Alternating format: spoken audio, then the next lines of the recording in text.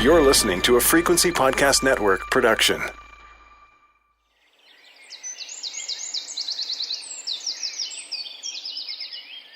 It's the year 1598. Samuel de Champlain is busy planning his first voyage to the Caribbean Sea. William Shakespeare, having had his play Love's Labour Lost presented before Queen Elizabeth the previous Christmas, is busy writing Much Ado About Nothing and defaulting on his taxes. And Paul Henser, a German lawyer and tutor, is granted a tour of Windsor Castle in the English county of Berkshire.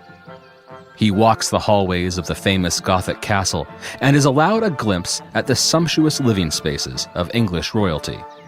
A gallery ornamented with countless emblems and figures, bathing rooms sealed and wainscoted with gleaming Italian mirrors, and chambers with massive royal beds covered in luxurious quilts shining with silver and gold. Queen Elizabeth's room is opulently appointed with a fine red marble table, elegant embroidery, and a priceless antique tapestry taken from the King of France. The tourist is shown a cushion handmade by the Queen herself, a colorful bird of paradise kept as a pet, and one of the Queen's most beloved and most mysterious jewels from her collection, the horn of a unicorn. What Henser doesn't know, as he stands there admiring the anfractuous spire, is that it was discovered 2 decades prior on the frozen shore of a distant land in what is known today as Nunavut, Canada.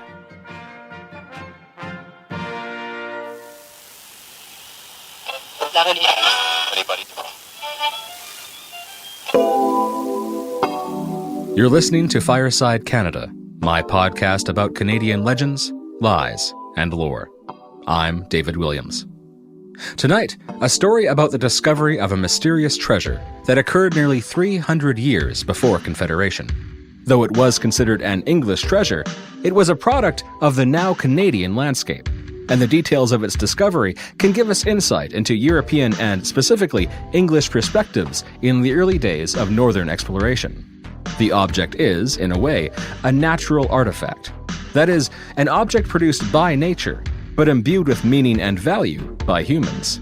As a natural object, it has ties to Inuit culture and heritage, and to notions of the Canadian North. As a royal treasure, it has ties to the social and economic constructs of European monarchs. Altogether, it's part of a larger story of the exploration and exploitation of the Canadian North. And it invites us to take a deeper look at Canadian history and identity. This is the story of the Horn of the Unknown Shore.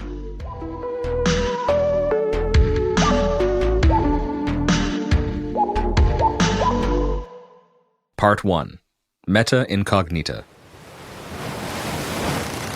It had been 55 days since Captain Martin Frobisher weighed anchor in Blackwall, London, and guided a 200-ton ship of the Royal Navy down the River Thames, up the eastern shore to Scotland's Orkney Islands, then west across the Atlantic to Queen Elizabeth's Foreland, a mysterious and barren landscape that the captain had personally discovered and claimed in the name of Her Majesty just 1 year prior. The weather was fair and favorable all the way to Friesland, when, despite being early summer, the air and ocean grew thick with fog and ice, and the rocky coast of that lost continent loomed like a phantom behind a deadly and impenetrable wall of white. Unable to find safe harbor, the brave crew pushed onward into a land of giants, of monstrous fish and fowl, massive fog banks that swallowed ships whole, and terrible storms that drove bitter winds, snow, and hail down upon them, and churned up the icy water into lashing, rolling claws that slashed at their vessel and dragged one of their sailors down into frozen oblivion. The next day, as a pale, frost-covered sun surfaced behind them, they watched in awe as huge, uprooted fir trees drifted silently by, looking like frozen serpents skimming through the water. Those who were topside noted the scent of sweet gum in the air. Then the most formidable of giants appeared, the rulers of these waters, Massive mountains of ice, half a mile wide, stretching 70 to 80 fathoms below the surface and towering overhead. Sinking onto the shining ship's deck, blue shadows so heavy and imposing, the sailors swore that the vessel dipped and groaned ever so slightly as they passed by. They were similarly astounded when the bravest, or most foolhardy, stood on the taffrail, reached across, and snapped off chunks of ice from these titans, and tasted them, finding not the expected brackish tang of seawater, but the full-mouthed clarity of a stream or spring. In time, the choppy blue-green water grew smooth and black, a sure sign that land was close. And then they saw it, the mouth of the strait, a narrow passage between the bare shoulders of two massive continents, which led, they hoped, to the warmer southern sea. But the way was closed, sealed by great sheets of ice stretching from shore to shore. So they waited.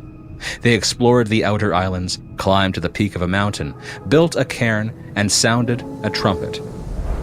They looked out over that vast and rugged wilderness, still echoing with the trumpet's call, and prayed to God that they would find fortune on their journey. That night, as if by providence, the west wind cleared the ice from the passage, and their pennant, rippling high above in the frigid wind, urged them forward. The channel was strikingly beautiful. Everything sparkled: the water, the rocky cliffs, the high, snow-covered mountains, the stones on the shore, even the sand below them glittered like gold in the morning light.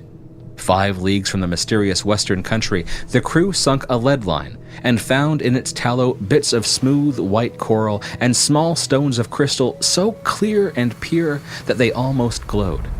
It seemed that the legends were true, that this bleak and foreboding landscape held within its windswept forms untold riches waiting to be discovered. They anchored in a sheltered harbor, then took a ship's boat to the icy shore. No one knows who saw it first. Everyone made the claim, eager to have that honor, that moment of incredible discovery as their own, and that closeness, as fleeting as it was, to the otherworldly and the royal. The truth is, it was hard to miss. A treasure of treasures lay on that frozen beach amidst the foam and forgotten ice that the wind had left behind.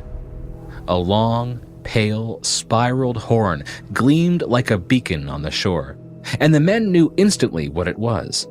The remains of the most beautiful and elusive mythological creature in all of creation, sought by emperors, kings, and queens since antiquity. It was the horn of a unicorn.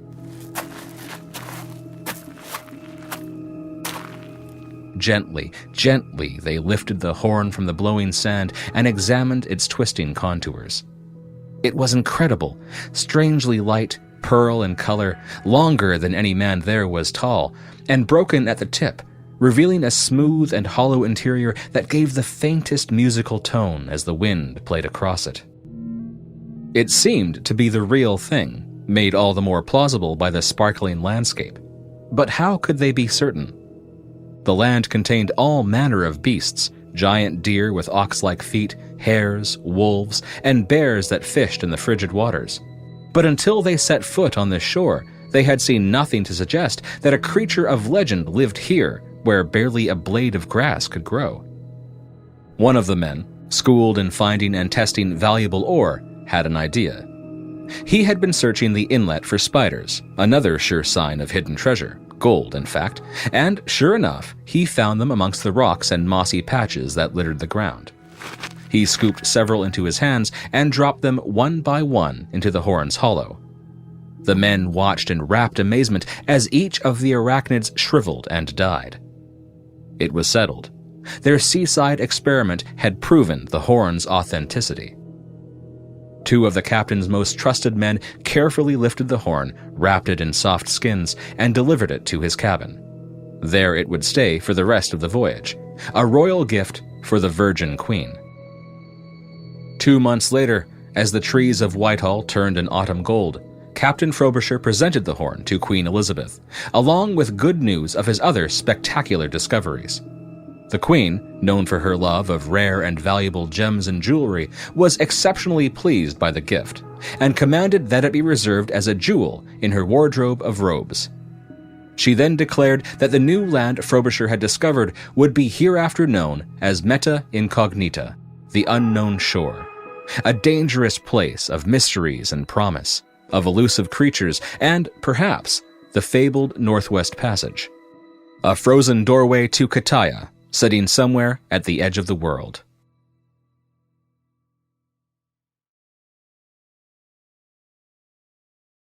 Part 2. On the subject of alicorns. The story you just heard is true, more or less. According to reports, an alicorn, the term for a unicorn's horn, was found by Martin Frobisher's men on a glittering ice-covered beach in what we know today as Nunavut, on the 22nd of July, 1577, during the English privateer's second voyage to the region. Measuring around 6 feet or 1.8 meters long, it would have been an impressive specimen, and when it was presented to Queen Elizabeth I later that year, it would have towered over her by a good 7 to 10 inches. The story goes that the Queen cherished it, declared it to be the Horn of Windsor, and displayed it in her wardrobe, presumably among her 600-plus pieces of jewelry and at least a few of her over 2,000 gowns. At one time, it was estimated to be worth over £10,000. Now, to give that a bit of perspective, at that time, £10,000 could have purchased a decent-sized castle. The average nobleman made just over £8 a day, meaning he would have to save for 4 years to get his own magical horn.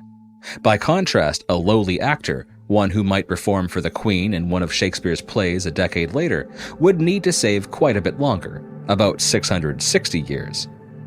Now, some say that Frobisher sold Elizabeth the horn, but that seems unlikely.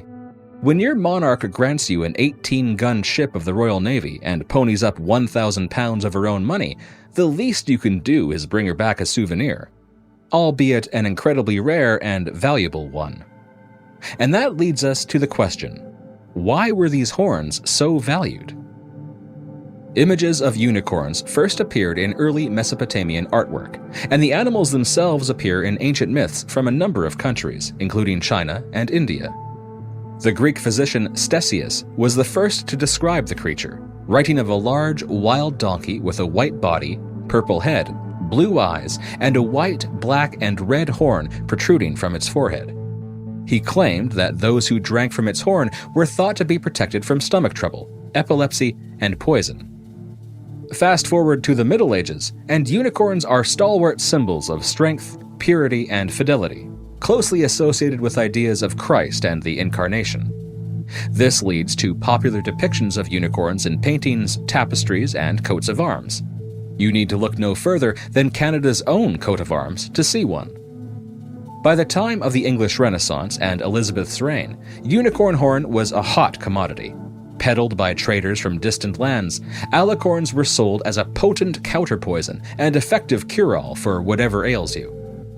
Every reputable apothecary was certain to have it on hand, usually in the form of a finely ground powder that you could add to your wine or mix with other ingredients to create a haline salve or plastic bandage.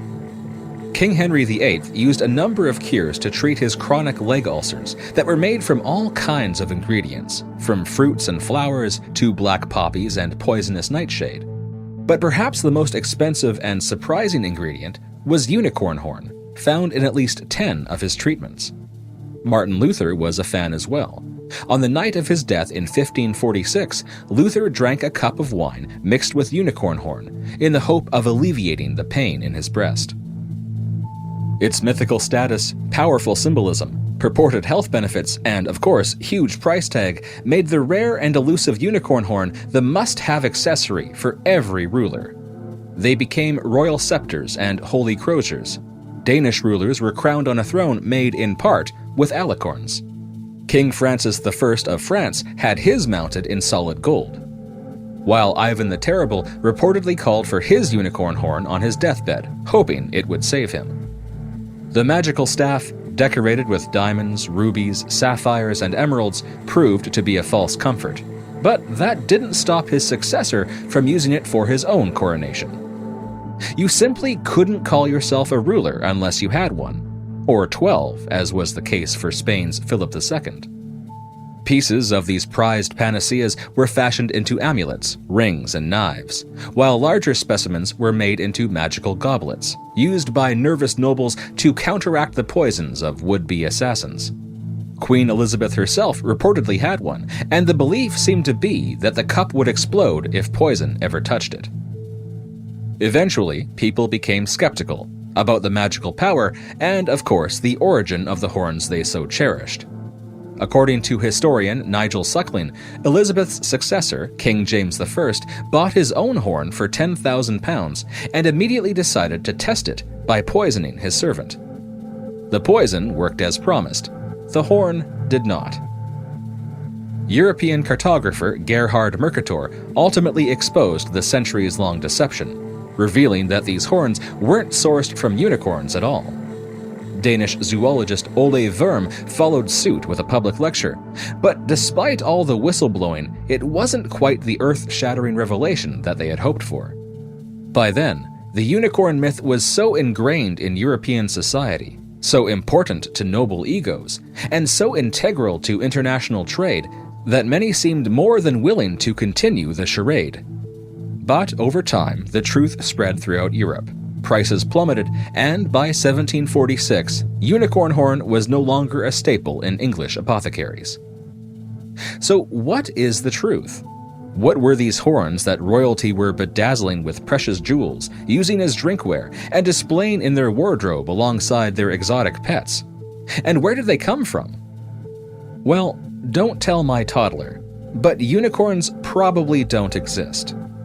Larger horns, used for goblets and other vessels, were more than likely sourced from a rhinoceros, while the longer, twisted, more elegant horns, like Queen Elizabeth's legendary Horn of Windsor, weren't really horns at all. They were tusks, taken from that elusive and fascinating northern whale, the narwhal. Part 3. Toward the Sky. The vast majority of Europe's alleged alicorns is thought to have come from Norse traders who sailed the northern waters and likely collected narwhal horns through hunting, scavenging, and trading with the indigenous of Greenland and Nunavut. And here I'd like to bring up another Canadian connection. Many of these traders came from the Norse settlements on Greenland, which were founded by Eric the Red, who was the father of Leif Erikson, the explorer said to be the first European to set foot on continental North America, and the founder of the short-lived settlement of L'Anse aux Meadows, Newfoundland.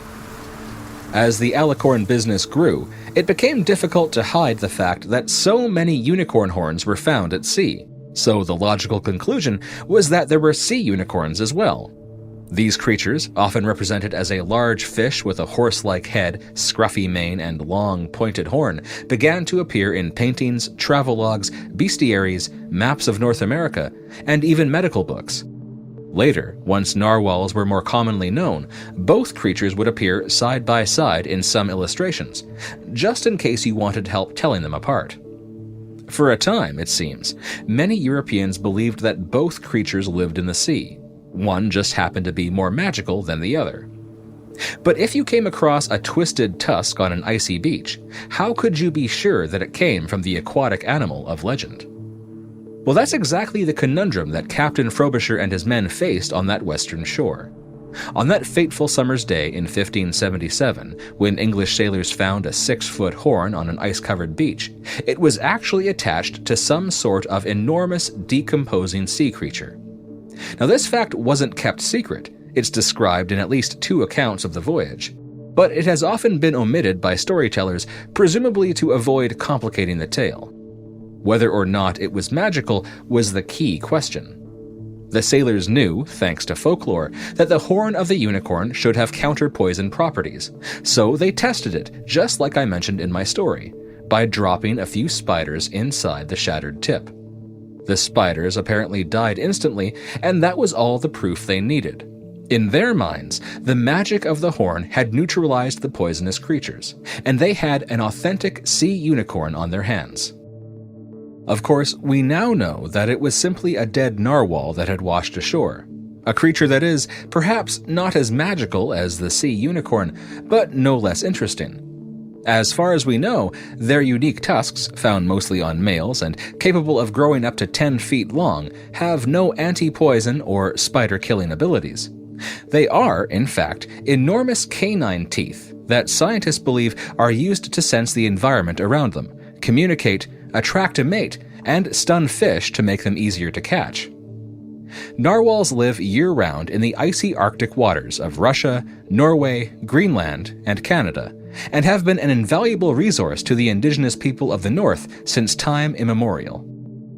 They've long been an important source of nutrition and natural resources. Their outer skin is an excellent source of vitamin C, while their hide was, at one time, used to fashion weather-resistant dog harnesses. Their sinew served as a durable thread, their blubber as clean and efficient fuel. Even their tusks, when not sold to traders, served as excellent walking sticks and building material. Long before they were identified as the unicorn of the sea, narwhals were best known by a different name, Kilalugak Kurnertuk, Inuktitut for the one that is good at curving itself toward the sky, and they have a story all their own.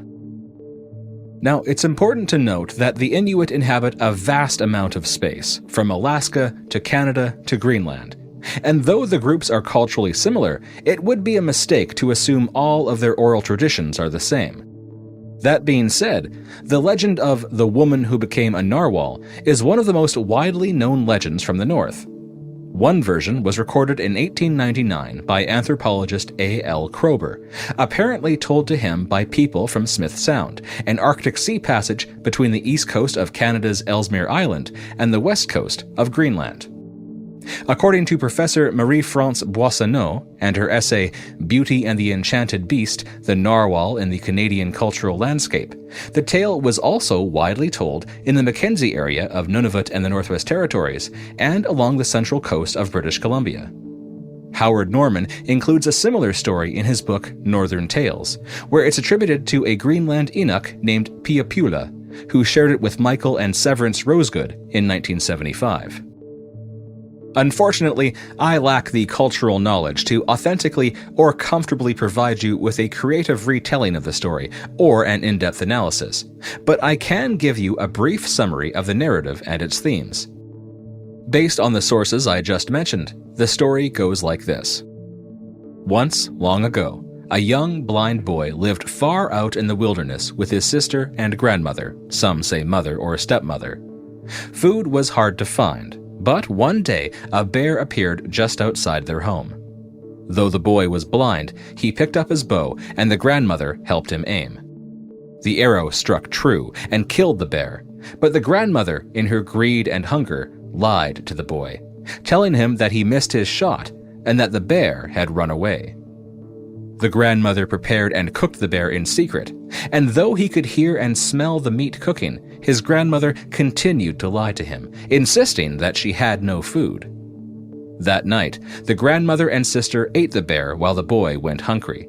But the sister secretly hid some of the meat in her clothing and fed it to her starving brother while their grandmother slept. The boy's suspicions were finally confirmed.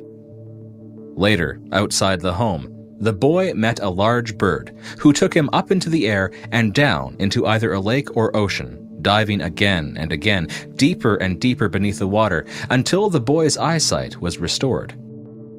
With his blindness cured, the boy returned to his home and surprised his grandmother, who then tried to make excuses for the bearskin that he could now see in their home.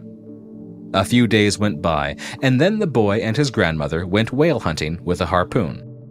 Using his grandmother to hold the line by wrapping it around her leg, the boy, now an excellent shot, speared a small white whale and pulled it in. Excited by the catch, the grandmother urged the boy to catch another. He did as he was asked, but the second whale was much bigger than the first and was only injured by the weapon. It pulled hard on the line and dragged the grandmother, who was still attached to the rope, across the ice and into the water. She yelled at the boy to throw her a knife so that she could cut herself free, but he either didn't listen or didn't act in time.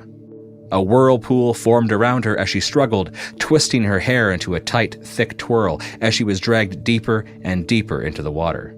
As she drowned, she was transformed into the first narwhal, and her hair, twisted to a point at the top of her head, became the iconic tusk. This is a story that has been shared from generation to generation, from coast to coast to coast. The details vary slightly here and there, but the main themes are often the same: greed, deception, suspicion, exploitation, and abuse.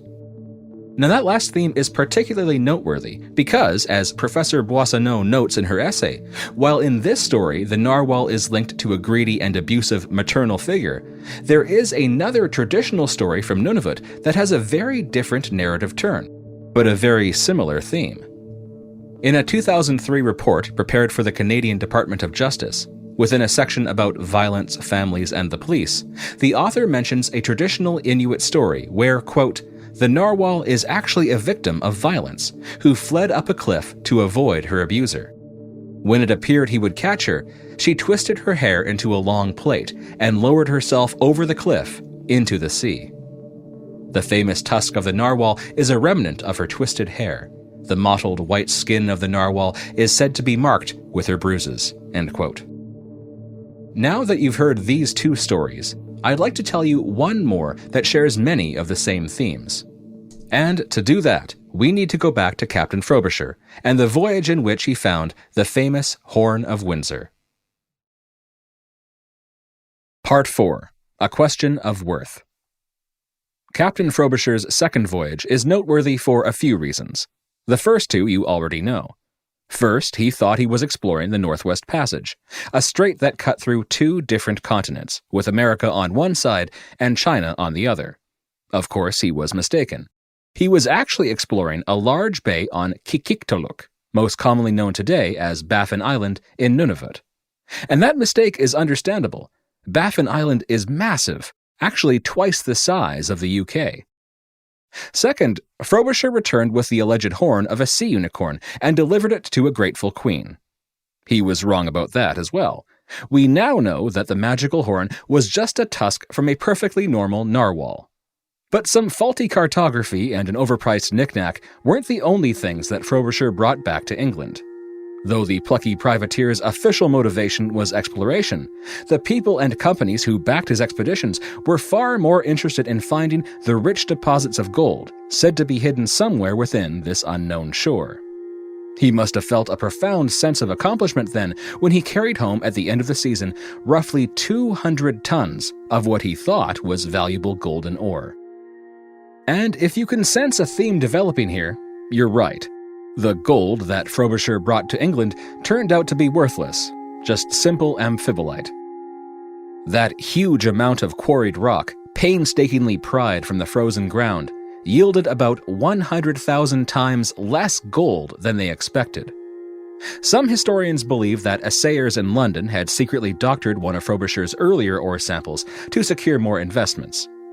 The scam caused a scandal, bankrupted one of the expedition's key corporate backers, and contributed to one of its main promoters being locked away in debtor's prison. Mistaken maps, spurious horns, fake gold. Ironically, it seems that the only thing of real value that Frobisher brought back to England were the things that he and his men seemed to value the least: the lives of 3 people, an Inuit man, woman, and child. Between the exploration, the fraud, and the Horn of Windsor, you don't hear much about the 3 people who were kidnapped by Frobisher and his men, though they attracted considerable attention at the time. The accounts of Frobisher's second voyage describe their interactions with the local indigenous population as being full of mutual suspicion and distrust.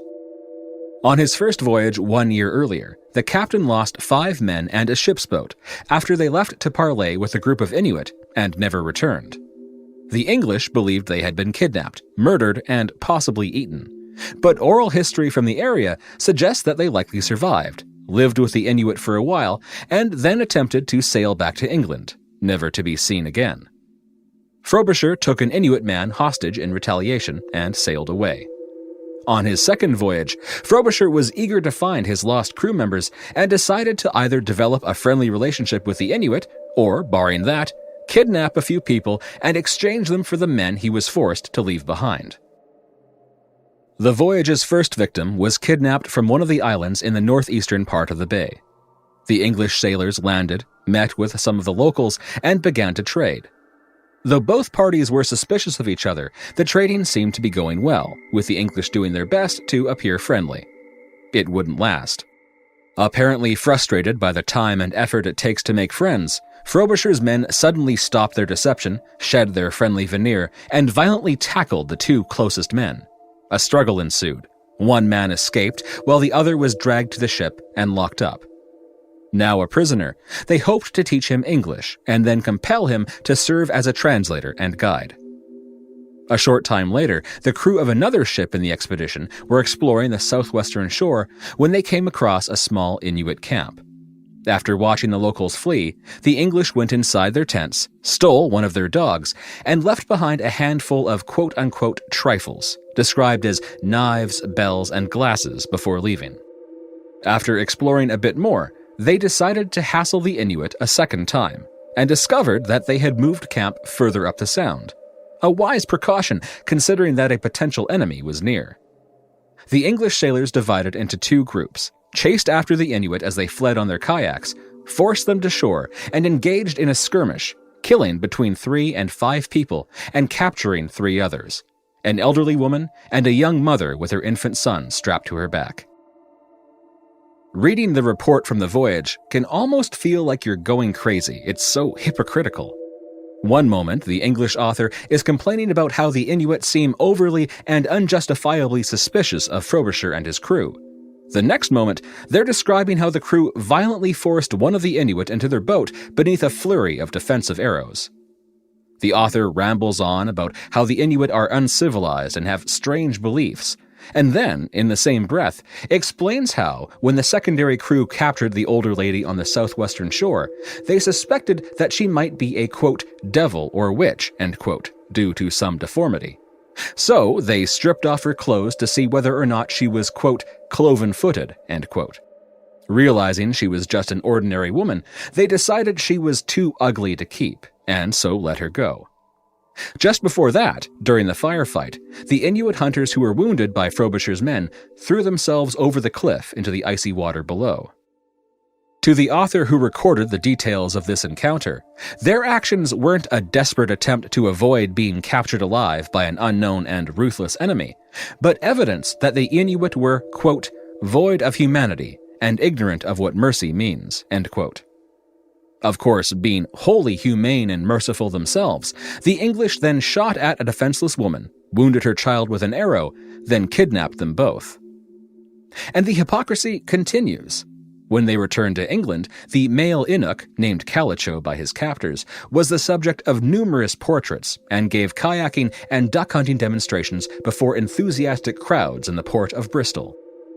Unfortunately, the sailors who had first captured him on Baffin Island had unknowingly broken his ribs during the violent struggle to get him on board. The untended injury led to complications.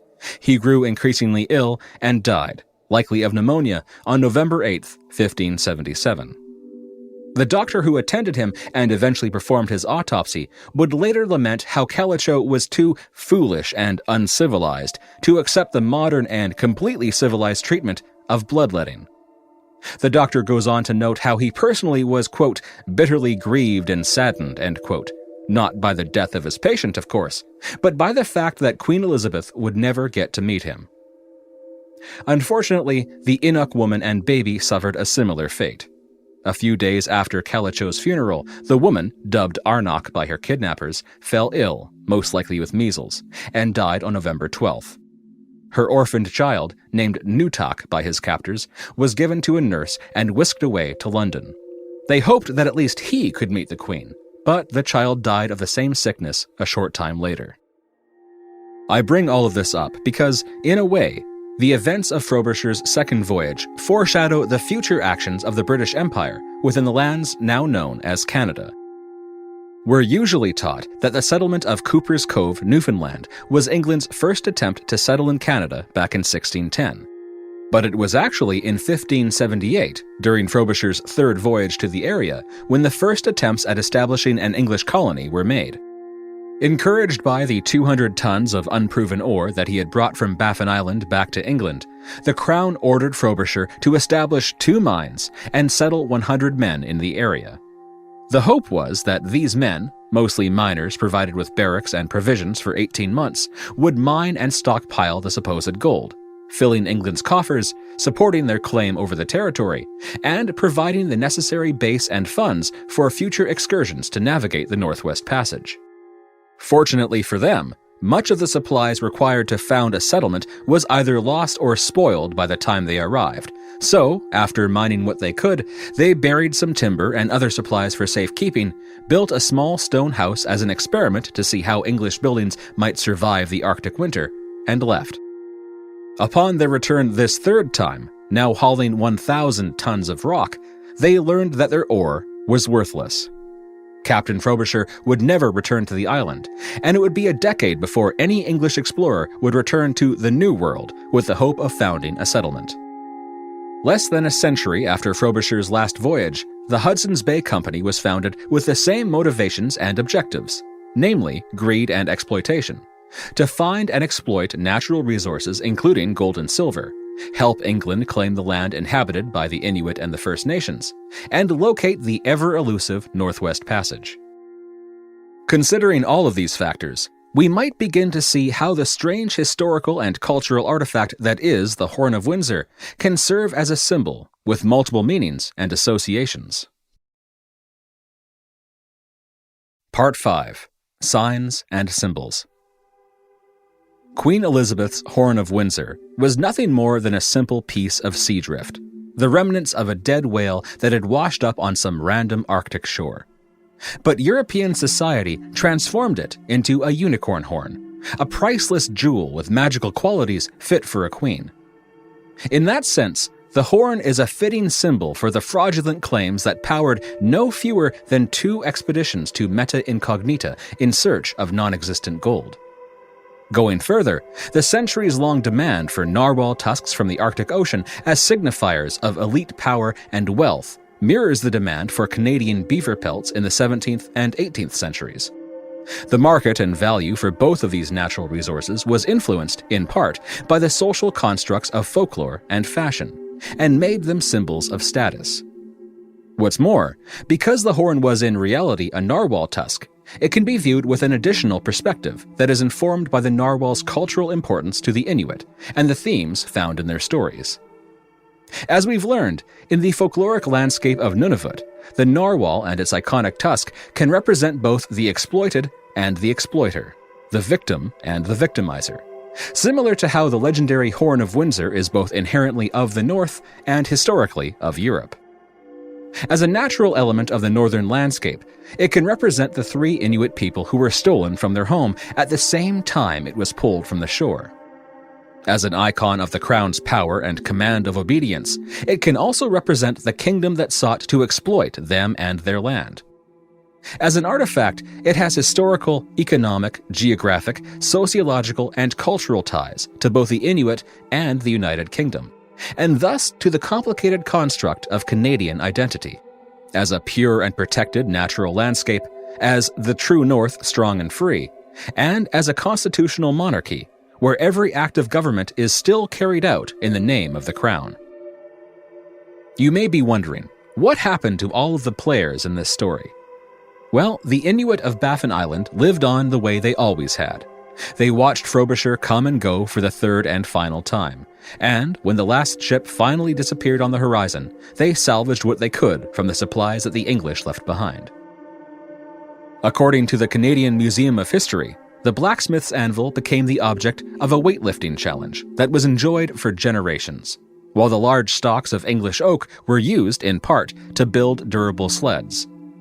Back in England, the 1,200 tons of worthless black ore that Frobisher carried home from Nunavut proved somewhat useful at least.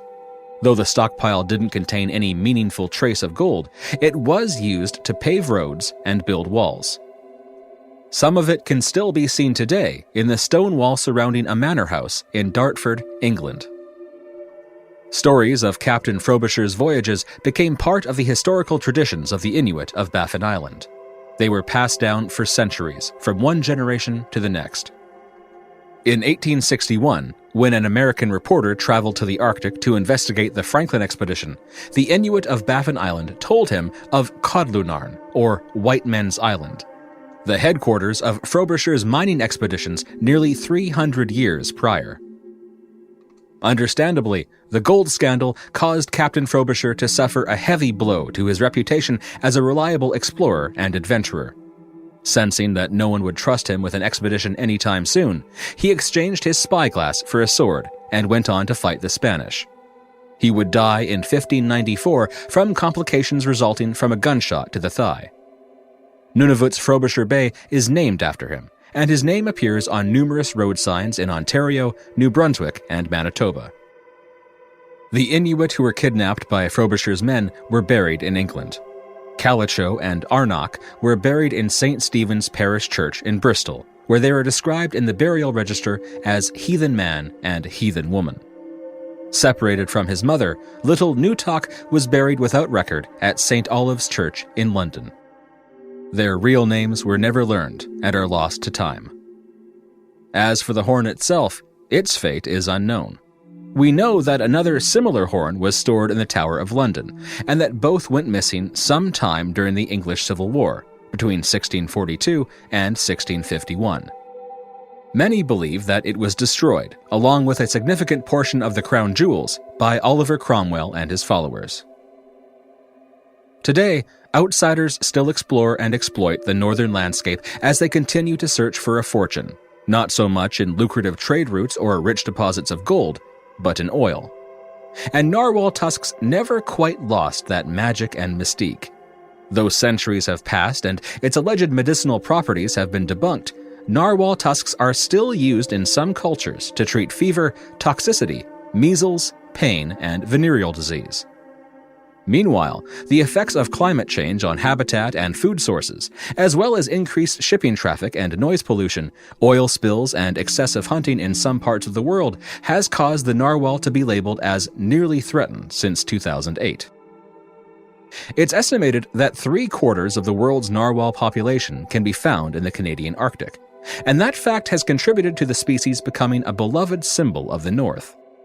These little whales have taken their rightful place in heraldry, right beside the unicorn, that strange, socially constructed animal that they helped popularize. You'll find narwhals in the coat of arms of both the Northwest Territories and Nunavut, as well as in the armorial bearings of the Royal Heraldry Society of Canada and the Royal Canadian Geographic Society. It's interesting seeing this symbol of the northern landscape, so important to the natural heritage and culture of northern people, become part of an antiquated, emblematic form, inherited from England and traditionally used to communicate a Euro-Canadian identity. Somehow, this funny-looking whale from one of the most remote places on the planet has played a significant and complex role in the history and culture of strikingly different communities. And that influence has spanned continents and centuries, right up to the present day. With ties to so many landscapes, the Horn of Windsor is, in some ways, a symbol of this complexity, of the natural and the manufactured, of exploration and exploitation, of the indigenous and the colonizer. In short, of Canada itself. That's it for this episode. Thank you so much for listening and for joining me in becoming part of a Canadian folk tradition. Now that you know the story, share it. And remember that everything can have meaning given the right context, even the things that wash up on some distant, unknown shore. Fireside Canada is written and recorded by me, David Williams. Sound design and mixing is by Braden Alexander. If you enjoyed this episode, please consider giving this podcast a positive review. If you want to help even further, you can provide story ideas and more through my website. Every little bit helps to keep the fire burning and the library of legends growing. Learn more at FiresideCanada.ca.